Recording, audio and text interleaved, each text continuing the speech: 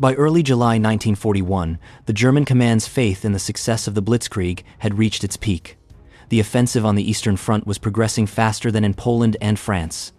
In Berlin, there was no longer any doubt that Moscow would fall by autumn. Hitler smugly called the USSR a colossus with feet of clay, destined to collapse with a single powerful blow. However, a surprise awaited him.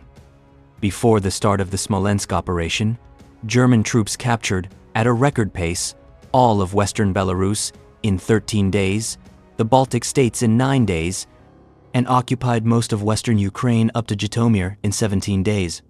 By early July 1941, the Wehrmacht had captured the first strategic defensive line, 300 to 600 kilometers deep, and could now continue its offensive without fear of powerful enemy counterattacks. It seemed that nothing and no one could stop the European army. At this time, Hitler's headquarters were already discussing the upcoming autumn parade on Red Square, with Hoth and Guderian's tank units participating in the parade column. Moscow's fate was sealed. It was to be wiped off the face of the earth as a symbol of Bolshevism. Whether this was a genuine part of the Ost plan or propaganda is difficult to say. But what happened next took the German command by surprise. Unwilling to slow the pace of their advance, on July 10, German mobile units began an operation to encircle and destroy Soviet forces in the Smolensk area. According to some reports, Halder was confident that Smolensk would fall within 3 days at most. Whether this was true remains to be seen. But it is safe to say that this city Hitler called the gateway to Moscow was the site where the Blitzkrieg mechanism first began to crack. According to the initial calculations of Army Group Center's command, the route of the Soviet forces, followed by their encirclement and destruction, was expected to take no more than 5 to 7 days. After that, the plan was to continue the advance on Moscow. But reality proved more complex than anticipated. The operation near Smolensk put an end to plans to capture Moscow in early autumn, as it required 5 times more time than the German command's initial operational calculations had envisaged. In this video, we'll try to figure out why the Blitzkrieg that worked in Poland and France first cracked here. What would have been the course of the war if Hoth and Guderian had maintained the pace of July and broken through to the capital in August 1941? And how would the Eastern Front have changed if the strike force of Army Group Center had been defeated near Smolensk? For the final defeat of the Western Front, Army Group Center had a grouping of 29 divisions and was armed with more than 1,000 tanks, 6,500 mortar guns, and over 1,000 combat aircraft. However, the Germans failed to use all this power. The German tank groups launched a new offensive in the Smolensk direction, without the support of the infantry corps, as they physically did not have time to pull up after the mobile wedges. Infantry and artillery lagged behind for several days, and sometimes up to a week. Despite the risk, the German command, confident that the Soviet army does not have reserves in the rear of the Western Front capable of putting up serious resistance on the way to Moscow, gives the order to go on the offensive. Advancing on Smolensk without infantry and artillery support, the German tank groups of Hoth and Guderian found themselves in an extremely vulnerable position. They were fighting at extreme depth, with stretched communications, exposed flanks, and minimal fuel reserves. The lack of infantry deprived them of the ability to hold their positions, cover their flanks, and protect their rear from Soviet counterattacks. It seemed that German intelligence was right and that there were no reserves in the rear of the Western Front capable of putting up serious resistance. However, this turned out to be untrue. Armies of the Second Strategic Echelon were advancing from the depths of the country to replace the defeated formations. After the catastrophe of the first weeks of the war, almost the entire command staff of the Western Front and General Pavlov was quickly shot on the 22nd of July, 1941. Marshal Timoshenko was appointed to replace General Pavlov, who held the post of commander of the Western Front, who was supposed to restore command and control of the troops and try to stabilize the front. It is worth noting that Zhukov never called Pavlov a coward in his memoirs, but historians are still arguing about this in the comments on YouTube. By the beginning of the Battle of Smolensk, there were 7 armies operating in the Western Front, 5 of which were allocated to the First Echelon. The Second Echelon contained units of the 4th and 16th Armies. However, the situation was actually much worse. The armies of the First Echelon suffered catastrophic losses, although not completely.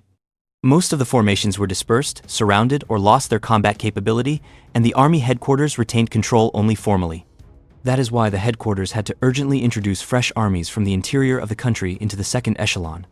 On the 10th of July, 1941, 2 tank spearheads of Army Group Center rained down powerful blows on the Western Front.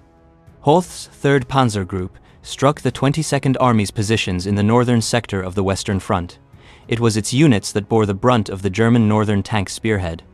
But that was only the beginning. Simultaneously with Hoth's attack in the north, on July 10, Guderian's southern 2nd Panzer Group attacked the positions of the Western Front's 13th and 20th armies in the Orsha and Mogilev area, breaking through the defenses in the southern sector of the Smolensk axis and immediately crossing the Dnieper River south and north of Mogilev. Guderian's breakthrough allowed the Germans to reach the Dnieper ahead of Soviet reserves and came as an unpleasant surprise to headquarters. In response to Hoth and Guderian's attacks, the Soviet command demanded that the breakthrough to Vyazma be halted and the threat of the main forces of the German 3rd Panzer Group reaching the rear of the Western Front be eliminated. Timoshenko decided to launch a counterattack with a combined force of 3 armies, supported by air power, to capture Vitebsk and consolidate their position along the Dnieper River. Meanwhile, the German armored pincers continued to tighten around Smolensk. The Soviet army's counterattacks near Smolensk proved ineffective because the armies engaged in combat on the march and had no time to deploy. The 22nd Army was broken through and cut to pieces even before the offensive began, while Konev's 19th Army was attacked in unprepared positions and retreated to Smolensk, where its units, along with those of the 16th and 20th Armies, found themselves semi-encircled. The complete dominance of the Luftwaffe completely deprived the Soviet forces of the ability to stabilize the front, where, together with units of Lukin's 16th Army and General Kurachkin's 20th Army, they fought in near total encirclement. Furthermore, the German Air Force dominated the skies. As a result, Hoth's 3rd Panzer Group, pursuing its offensive north of Smolensk, reached Yartsevo almost unimpeded by the end of July 15, established control of the Smolensk-Moscow highway, and deeply encircled the 16th, 19th, and 20th armies from the east. However, something unexpected happened that shocked the Germans. On the southern flank of the Western Front, General Kuznetsov's 21st Army launched an offensive toward Bobruisk on July 13, driving the Germans from the cities of Rogachev and Zlobin. This attack took the German command completely by surprise due to the threat of a flanking attack by Guderian's 2nd Panzer Group.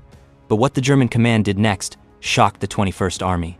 Field Marshal Fedor von Bock, commander of Army Group Center, was forced to transfer the 43rd Army Corps from reserve, weakening the offensive in the central sector. But the Luftwaffe's dominance, the German superiority in motorized units, and the 21st Army's lack of forces to exploit its success took their toll. By July 17-18, the 21st Army was forced onto the defensive. Meanwhile, a catastrophic situation was developing directly in the Smolensk direction. By July 14, the tank divisions of Schmidt's 39th Motorized Corps, part of Hoth's 3rd Panzer Group, had launched a powerful attack and broken through to Rudnya and Demidov. Simultaneously, Lemelson's 47th Motorized Corps, also subordinated to the 3rd Panzer Group, rushed toward Smolensk through the village of Krasny. From the south, the city was encircled by von Vietinghoff's 46th Motorized Corps, operating as part of Guderian's 2nd Panzer Group and advancing toward Roslavel. The situation was becoming catastrophic. On the 5th day of the offensive, the enemy reached the gates of Smolensk. On July 14, Western Front Commander Timoshenko entrusted the defense of the city to Lieutenant General Lukin, commander of the 16th Army. By July 15, the 29th Motorized Division of the 47th Motorized Corps, part of Hoth's 3rd Panzer Group, had broken into the southern districts of Smolensk. On July 16, Soviet troops abandoned several districts in the northern part of the city, and the fighting devolved into street battles. It seemed the city's fate had already been sealed, and the best course of action was to withdraw and surrender to the Germans, but headquarters had other ideas. On July 17, the battle for Smolensk entered a phase of fierce street fighting. Meanwhile, German Motorized Corps attempted to expand the captured areas and close the encirclement ring east of the city, thereby cutting off the narrow corridor to Vyazma that still remained. However, things did not go according to the Germans' plan, as Soviet units of the 16th, 19th, and 20th Armies tenaciously held the central districts and launched counterattacks. That same day, an order came from headquarters: hold the city until reserves arrive, continue the defense. The potential loss of Smolensk provoked a fit of anger at Stalin. In his order, he blamed the Western Front leadership for failing to organize the city's defense. In his opinion, the units defending the city should not have allowed its surrender under any circumstances. In mid-July, Smolensk contained approximately 45,000, 50,000 defenders units of the 16th, 19th, and 20th Armies, reinforced by NKVD detachments and militia. It was a formidable but disorganized garrison, assembled from the retreating troops of 3 armies. At the same time, the first units sent to support the garrison, 3 rifle divisions, began to approach Smolensk. But the moment was lost. German units had already dug in along the captured approaches to the city. However, this was only the beginning. Heavy fighting broke out within the city limits, with blocks repeatedly changing hands.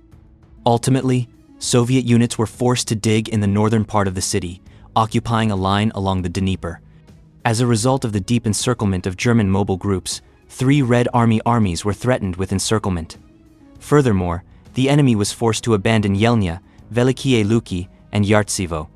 6 divisions of the 13th Army under Remizov's command were encircled near Mogilev. It was here that it became clear that events were taking a completely different turn. Realizing the complexity of the situation, headquarters made every effort to stop the enemy's advance. The Western Front was continually reinforced with new units, and 6 additional armies were deployed in the rear. On the distant approaches to Moscow, the defense of the Mozhaisk line began to take shape. On July 19, a major personnel decision was made. Stalin dismissed Timoshenko as command of the Western Front. Lieutenant General Eremenko was appointed to lead the group fighting in the Smolensk salient.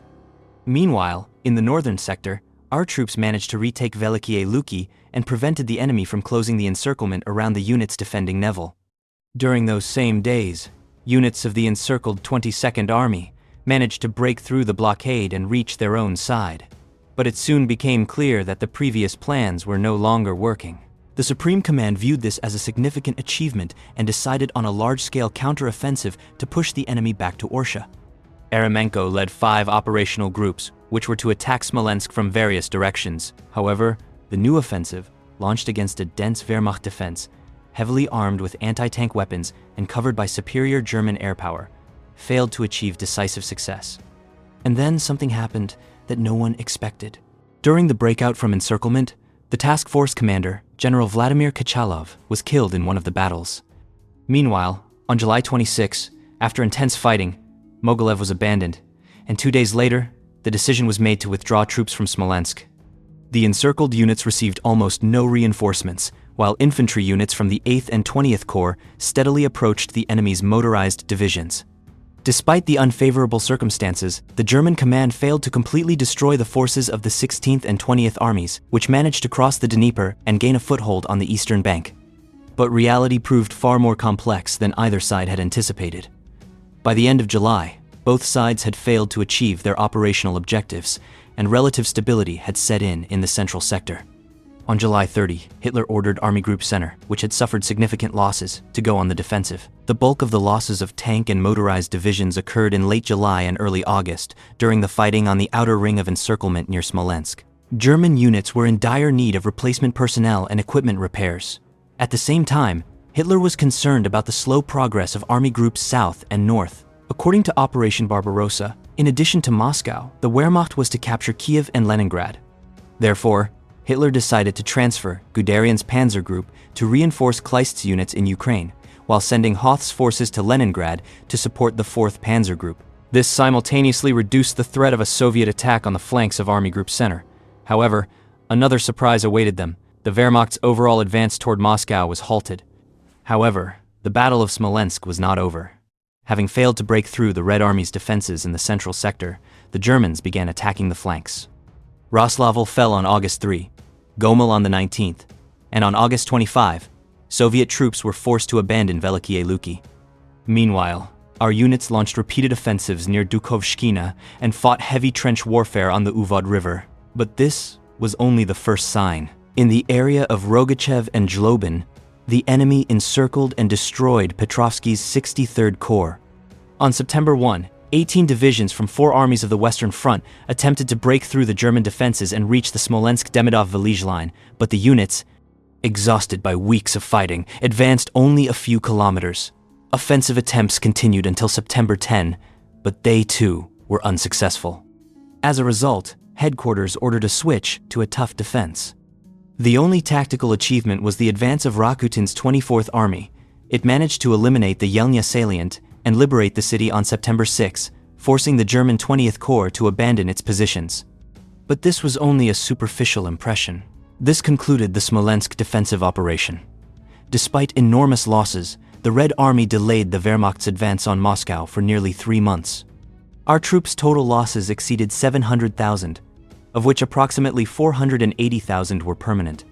During the fighting, 1,348 tanks, 9,300 guns and mortars, and 903 aircraft were lost. The Wehrmacht suffered over 100,000 casualties. After the operation, Chief of the General Staff of the Ground Forces F. Halder acknowledged that the USSR, considered a colossus with feet of clay, demonstrated unexpected resilience, forcing the previously victorious Wehrmacht onto the strategic defensive. And it was here that the story began that historians would later discuss. An important consequence was the change in Japan's position. Observing the progress of the fighting in the Smolensk direction, Tokyo abandoned the idea of attacking the USSR, officially rejecting this plan on the 6th of September, 1941. However, the consequences of the Battle of Smolensk were also severe for the Red Army. Having lost their last fully equipped mechanized corps, the Soviet forces lost the opportunity to seize the operational initiative. Isolated local successes failed to turn the tide. The continuous offensives exhausted the units, which was one of the causes of the disasters at Vyazma and Bryansk in the autumn of 1941.